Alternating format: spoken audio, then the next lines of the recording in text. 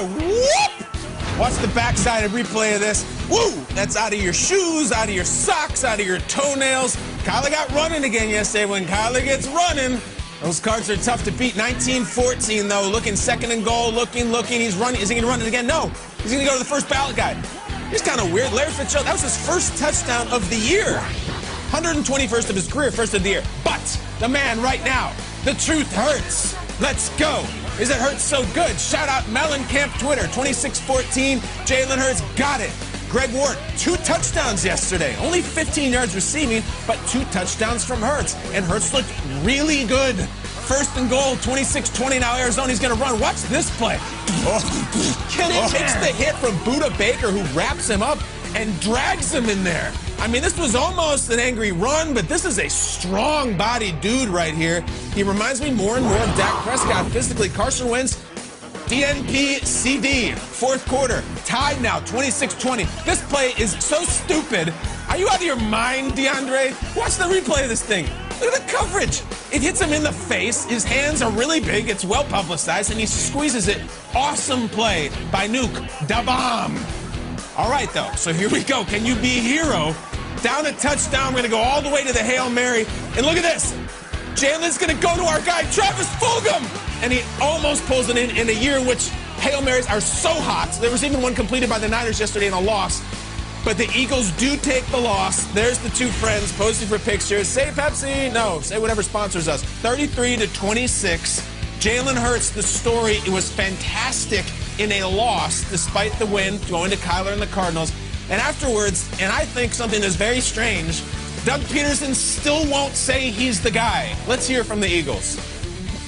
Hey, Jalen, the offense has been averaging over 400 yards a game since you've been a quarterback. Do you feel that you should be the starting quarterback for the rest of the season? I want to win. That's something we didn't do today. That's something that you have to, ask Coach. I have an opportunity now. I want to win ball games. I want to do what I can to help this team do that. And it wasn't enough today. So back to the drawing boards I go, and we go as a team.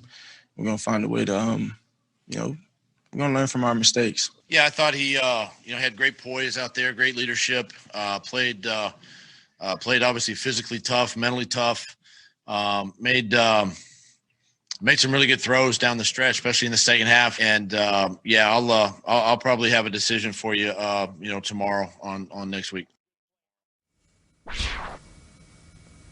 This is a really, really fun game. Our NFL Network insider, Ian Rappaport, who will be joining us with all the headlines this morning and all the up-to-date info on injuries and such around the league. He did report that the Eagles are expected to stick with Jalen Hurts as the starter for the remainder of the season.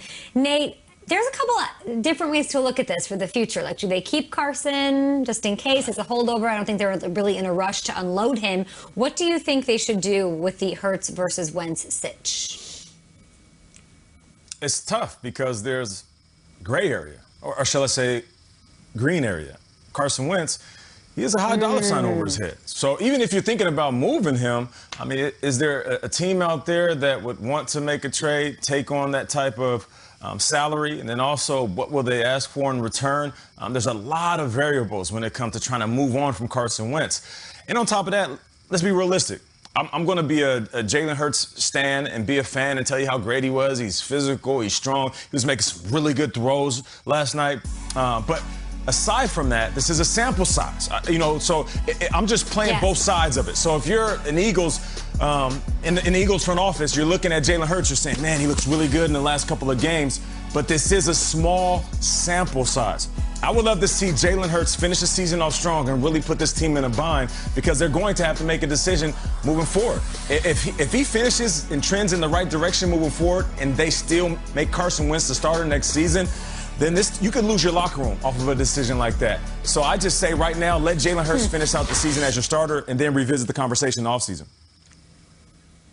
I mean, yeah, look, now we understand it. Like, if you're Carson Wentz, you're like, what do I do? Because Jalen Hurts was awesome yesterday. Jalen Hurts looks like he's as good as any starting quarterback has in his second career start. He was fantastic. So it makes it a little complicated, though, because Wentz, for what a great guy he is, like, you're not the guy. It's just not happening right now. And look what they've got to deal with here. It's a contract situation that is really tricky.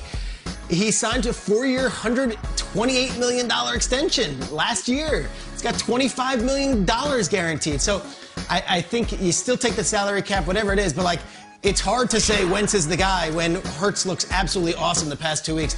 I'm just fascinated to see what happens starting the day after the season and how they handle this, because Carson Wentz to me looks like a depreciating asset, and Jalen Hurts is a much cheaper, better option right now. Yeah, we'll get into cap hits and trade offers and all that in the future. In the meantime, I think it's very strange how Doug Peterson is handling it. He says after that effort and that heroic performance by this rookie, I'll have my quarterback announcement on Monday. And Andy Reid will have his quarterback announcement on Monday, too. It's very strange. The Philadelphia Inquirer says, Meanwhile, the Bills are a juggernaut. Haven't won the division since Coolio's Gangsta's Paradise was the #1 song. Michelle Pfeiffer just trying to get through to these kids. Peter liked the John Lovett spoof version. And we all love this. Alan, look at that. High School High. Nah, not even worth it. I'll save that one for January. High School High. It's an older movie than Josh Allen. Look at that. Who's he going to go to? Stefan? No. Jake Kummerow. His first catch as a Bill, the former Packer. Rodgers loved Kummerow in Green Bay. And the Bills roll over on the Broncos. They're celebrating 48-19. Break up the Buffalo Bills, Adams. Bills Mafia, we are so excited for you. The last time the Bills won the division was 1995. Little fun facts here. Josh Allen was not born yet, in fact. Gas only cost $1.99 a gallon. Kyle, the producers really wanted me to let you know that. The #1 show was ER. Oh, hello, Noah Wiley. Oh, hello. And Toy Story was the #1 movie. I want you guys to check out Bills Mafia. Welcoming home safely, I hope. Yes, safely. The Bills after the division-clinching win very early on Sunday morning. We've seen this before, but it never fails to impress and energize this team and us, really. Quarterback Josh Allen loving the moment with his fans.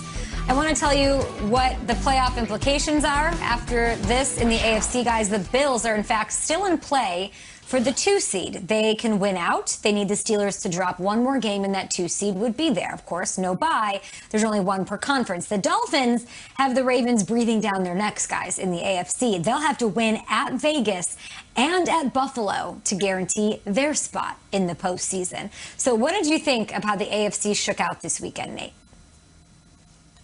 Kyle opened up the highlight by calling these guys juggernauts.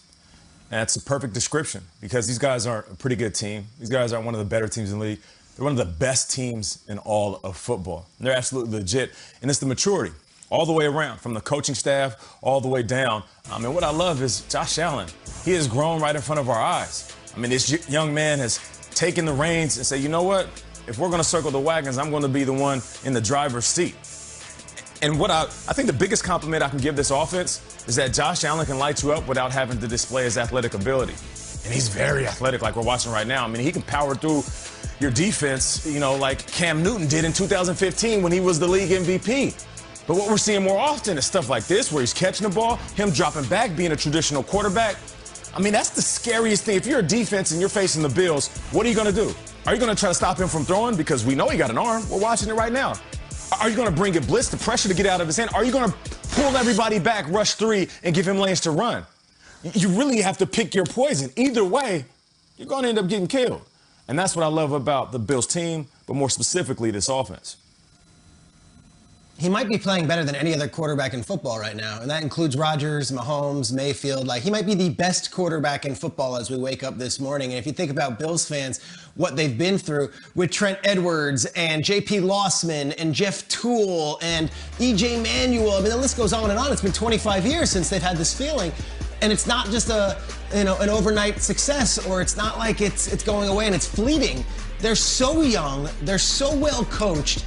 And this guy is awesome. He was amazing on Saturday. Every single, like, this pass here is insanity. The stuff that Mahomes does, you say, oh wow, only Mahomes can do it. I think Allen can do it too. He's got the strongest arm in football. And here we go. We come off of 3 straight weeks of primetime games and these show me games. Bills won all of these games. The ones against the 49ers down in Arizona on a Monday night game with everyone watching. He goes and beats the Steelers on Sunday night in a game a lot of people thought they would falter. And then this one, they're in Denver, and Vic Fangio's this great defensive coordinator. They put up 49 points.